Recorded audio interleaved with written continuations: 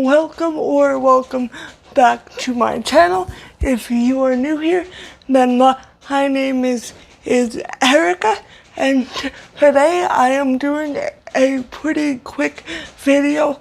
I just wanted to talk about some signs that your parasocial relationship might be toxic. This is just a list that I personally came up with from what I have seen happen with some creators and their fans. So it's not like something set in stone or like super intellectual and academic, but if you do enjoy this video and you want to learn more about this topic, I can definitely do a more in-depth video about this, but for today I am kind of crunched for time, so I'm just doing a quick video. The first thing that I want to talk about is if you have to pay to speak to this person or have one-on-one conversations, or if you have to pay for their attention. And what I mean by this is if you have to pay to be in somebody's Discord server or to have group text with them, or even if you have to pay for them to follow you back on Instagram. And I just want to make it clear that I am not saying that Patreon in and of itself is toxic, because I myself am considering creating a Patreon one day, but I just do think it is wrong to have to pay to have a conversation with someone, if that makes sense. And I feel like it also creates a very cliquey environment, like the fans that are close with the creator and in the creator's good graces, and then the fans that aren't because they don't pay, which is kind of messed up in my personal opinion. Sorry, I just saw a butterfly stuck on my window, and that kind of scared me. The second thing I put on my little list here is if the creator asks you to research, to like, I don't even want to use the word research, but to look up people that they're talking about, or people that are talking about you. I mean, people that are talking about them. Sorry, I misspoke. But like, I've heard, and I'm not gonna name the creator who allegedly does this, because I don't know for a fact. People have just said it, so it's just hearsay right now. But I've heard that there are creators out there that will ask some of their biggest fans to dig up dirt on certain people and that they've had issues with in the past. And I just think that's disgusting.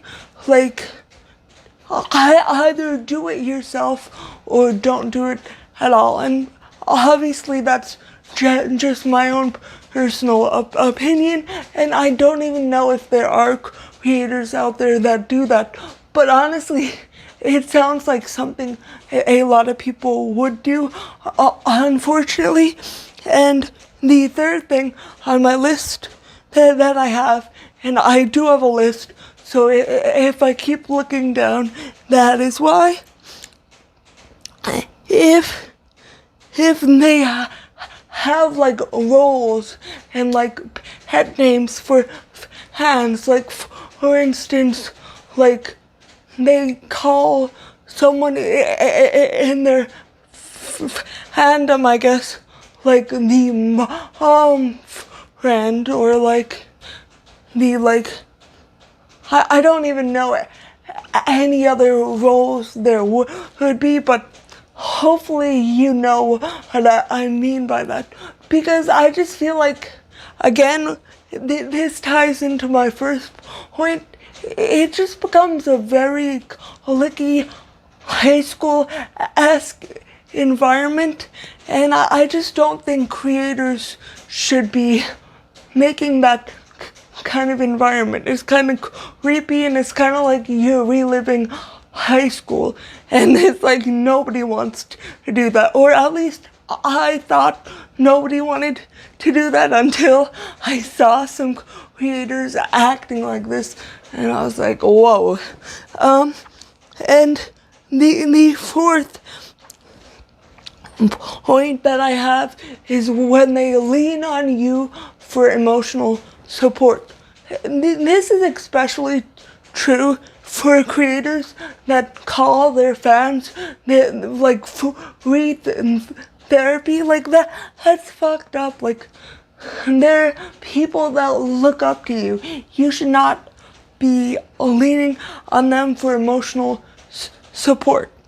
And I have talked about this with Hello Leash on live stream, her crying about Gabby Hanna, and like I realize this may happen once in a while. You may be struggling and you don't know where else to turn to, but I truly think that it can turn very toxic if you are leaning on your fans, especially people that are paying to like be around you, and then you're leaning on them for emotional support. I just get really weird vibes with that. And the last thing I wanted to say is that they aren't receptive to criticism. Now, I understand why people can sometimes be defensive, and they may not respond well to criticism. Sometimes, especially when criticism hits you where it hurts, it can be very hard to take.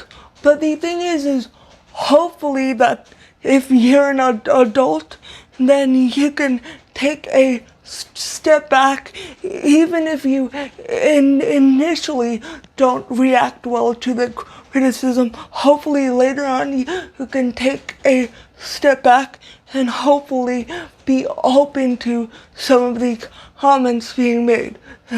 This is not to say that creators should have to deal with like verbal attacks, calling them like stupid or ugly or whatever people want to throw their way.